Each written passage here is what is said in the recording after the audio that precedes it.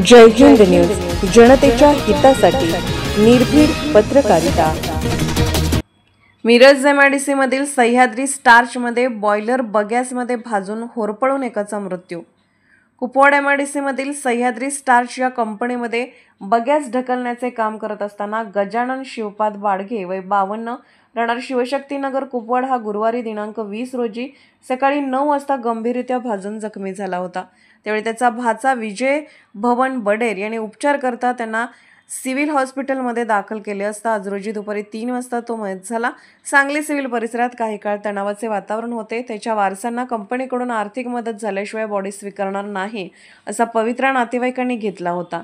सह्याद्री स्टार्चचे मालक मुंबई या ठिकाणी असल्याने ते शुक्रवारी 28 तारखेला सांगलीमध्ये येऊन नातेवाईकांना भेटून योग्य ती आर्थिक मदत देण्याचे मान्य करत होते। तशी हमी चिंतामण वामन खरे कंपनीचे सिनियर मॅनेजर व विश्वास कोंडेबा पाटील HR यांनी मालकांच्या बरोबर चर्चा करून लिखित स्वरूपात हमीपत्र नातेवाईकांना दिले।